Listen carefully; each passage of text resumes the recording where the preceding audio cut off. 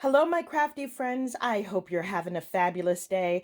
Welcome to day 12, the final day of the 12 Days of Christmas series. Hopefully you had a wonderful time. I know I certainly have. As a reminder, I will be selecting my winner on Saturday, December 19th. So you want to make sure that you have watched and left a comment for all of my videos, and you're also subscribed.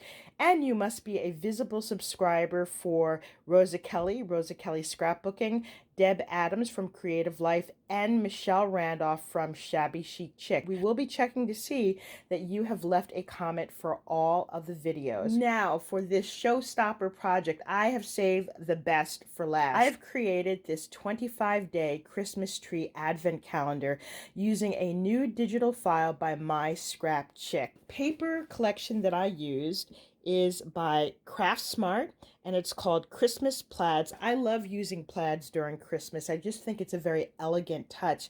And so the base of this Christmas tree is all in green plaids, and I have hints of gold glittered boxes throughout. This tree is quite sizable. It measures 16 inches from the top to the bottom. I love this huge bow on the top. It's double layered, and it's got these wonderful tails that are hanging off the side. There are 6 layers in this tree, and I have adorned it with several embellishments and Christmas decorations from my stash. On the top here, we have this adorable little pickup truck with a Christmas tree. We've got apples and pears. I really love the numbers. The numbers are cut in a gold glitter. They have a green shadow, which is attached to a white shimmer background. And then I have a red foil scallop circle in the back. Each of these boxes open, and there's ample size to include a nice present. As you can see, I've alternated the greens with the gold glitter. Here we have this nutcracker. We've got a little candy cane and a Christmas tree. And do you notice? This Christmas tree also rotates. I will show you in the tutorial how to create the rotating base. We've got this wonderful glittered bird that's perched on these greens with berries. We've got more candy canes. We have pine cones and cherries, poinsettias. We have these glittered stockings. I also have included this red Christmas tree. As a comparison, this is the Shabby Chic tree that I created last year, and I love both the versions of the tree. With a simple change of paper, you can make the Christmas Advent tree look completely different. Also, you can use this for other occasions. This could be used for a birthday. It could be used as a Halloween advent calendar, and you would just create 31 boxes instead of 25. You can use it for the 12 days of Christmas. There's tremendous amount of versatility. Now that I've given you an overview of this, I'm going to grab my materials and we'll make this together. I'll be right back. I've gathered the materials to make our 25-day Christmas tree advent calendar. I am using a digital file by MyScrapChick, which I have imported into Cricut Design Space and cut out on my Cricut Maker. The paper collection that I'm using is by Craft Smart. I purchased this at Michael's, and it's called Christmas Plaids. I love this paper collection, and when I see plaids, I always think of Christmas time. Included in your file will be 2 different boxes. Now, you will need to cut out 25 boxes. These are the smaller boxes, and we're going to assemble one together. You're also going to have a larger box, which will go on the very top. You'll also have these pieces, and they are scored along the center. These are going to be the latches that attach the boxes together, so you need to cut 25 of those. You'll also have your numbers, and in your file you will receive several different layers. I have the gold glitter layer. Behind that I have a dark green shadow. I have the champagne glittery white in the background, and then this red foil scalloped in the back. I really like the way this looks. I think it has a nice, elegant presentation to it. You'll also receive pieces to make the bow topper. You receive the 2 bottom tails and the layering bow. So this will go on the very top of your tree. So I'm going to clear off my desktop and we're going to make the very last box, which is the largest box, to go on top. This is assembled the same way as the smaller box. To make the box, you'll need to fold along all of the score lines, which I've done already. The one thing that's different with this box is that there is no open part like this. You won't need to open the box because it's just for purely decorative purposes.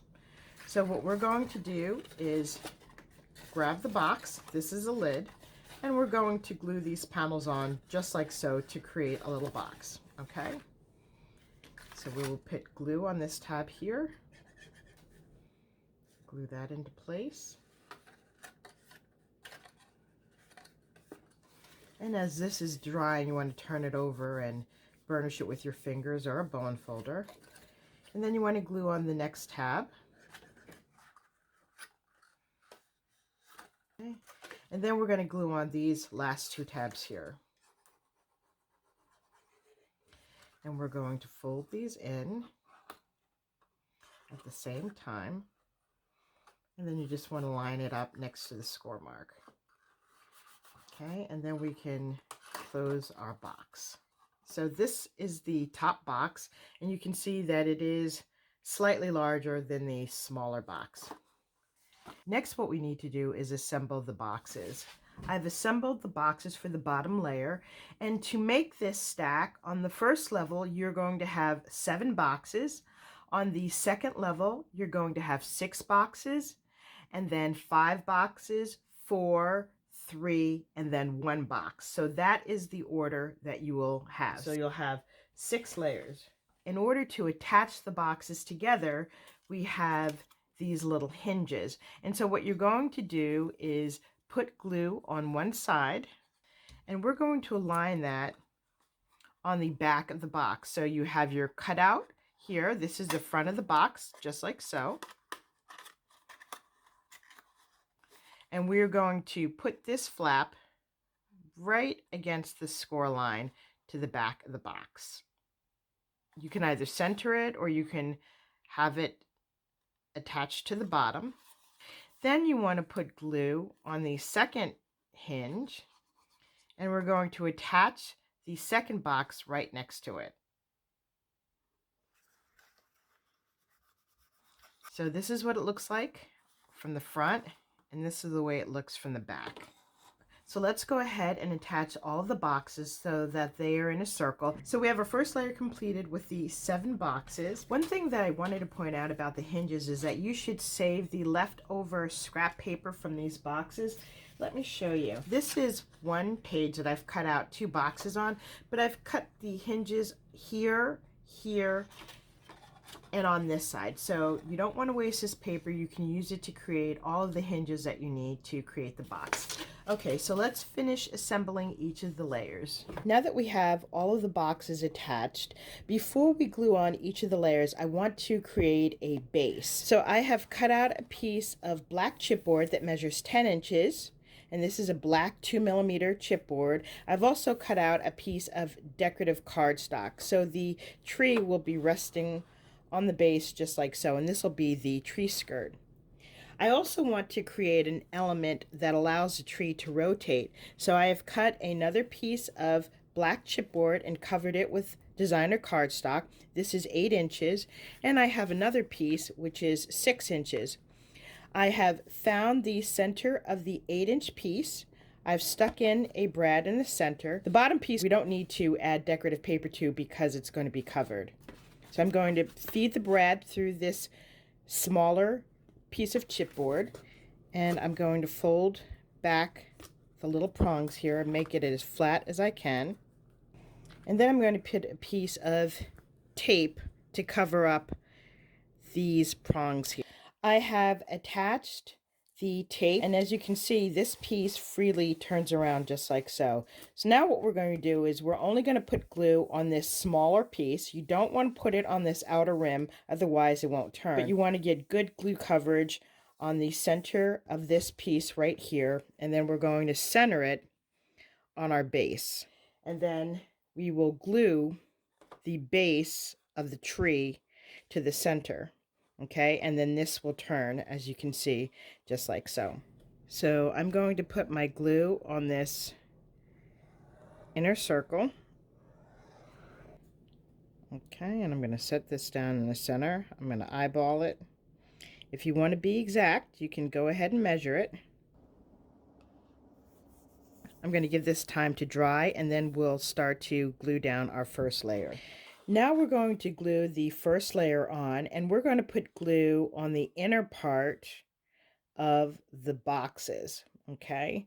So you don't have to go all the way out, but just around the perimeter here so that there's a nice strong adhesion, and then you want to center it on the base. Now we're going to glue on the second tier, which has 6 boxes, and we want to offset these boxes so that they're in between the bottom boxes that we've just glued on. Now this will not be a perfect fit, but you can eyeball it. And just like we glued down the first level, we're going to put glue on half of the boxes. And so you want to make sure that you've centered this on top of the first tier. Now we're going to do that for each level all the way to the top box, which is the largest box. I have glued together all of the layers of my Christmas tree advent calendar. Now I'm going to assemble the large bow that's going to go on top. So we have these 2 pieces, which are the tails. I'm going to put a little bit of hot glue right here in the center. Okay, and glue that down. Then we have these pieces, and what I want to do is take a tool and curve the sides of the bow. We're going to do that for the first and second layer. I'm going to take my hot glue and attach these pieces just like so. I'm just going to put it on the edge of that piece. And I don't want to bend this because I want to keep the curve of the bow.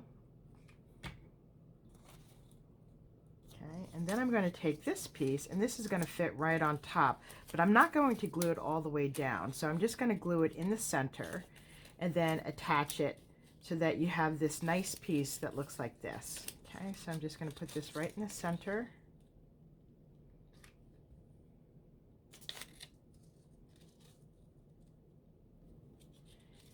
And then put hot glue on the edge and glue that in just like so.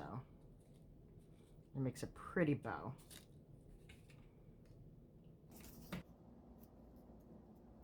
Okay, and I'm going to do this for the other piece. So we have the 2 pieces of our bow. What I want to do is give this piece a little bit more curve, so I'm just going to curve the bottom part and the top part, and this will hang over the sides of the very top box. And then these pieces are going to be glued together like so, and then glued right in the center of the bow. So let's add a little glue right here, and we'll attach the 2 together just like so. Let that hold for a few seconds. And then this piece is going to be glued on right in the center.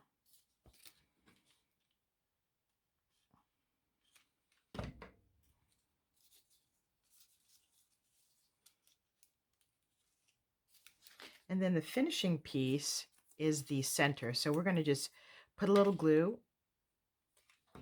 on this piece here and make a little circle. And then I'm going to wrap this piece around it.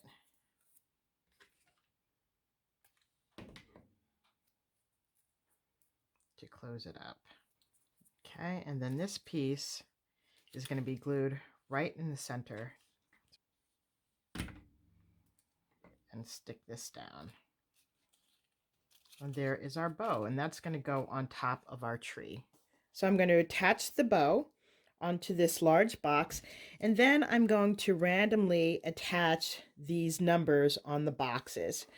Once I do that, I'm going to start decorating the box, and then I'll be back with the final reveal. I've completed the tree, and I love the way this turned out. This measures 16 inches from the top to the bottom, and as you can see, I can spin it around. That base works perfectly. I love this bow on the top. It's a very grand bow, and I love the red contrasted by the gold glitter. It really sets the framework for the tree. I've added in lots of fun embellishments and ornaments from my stash, but this really is a wonderful statement piece. And all of the boxes open, so you have ample size to include a goodie inside. This concludes my review of my Christmas tree advent calendar. Hopefully I've inspired you with new and creative ideas. If you like this project as well as all of the projects featured in the 12 Days of Christmas series, please take a moment to give me a thumbs up, leave a comment, and don't forget to subscribe. Also, be sure to visit Rosa Kelly's channel, Michelle Randolph from Shabby Chic Chick, and Deb Adams from Creative Life. They will be hosting giveaways on their channel, so you want to make sure that you have also watched and left comments on their channels, and you are also a visible subscriber to them. As a reminder, I will be selecting the winner on Saturday, December 19th. Check back to see if you are a winner, and you'll also see the fun prizes that I will be giving away. I'm going to keep it a secret until then. Thank you so much for joining me throughout the 12 Days of Christmas series. I really had a lot of fun, and I hope you had fun too. Bye for now. Happy crafting and happy holidays.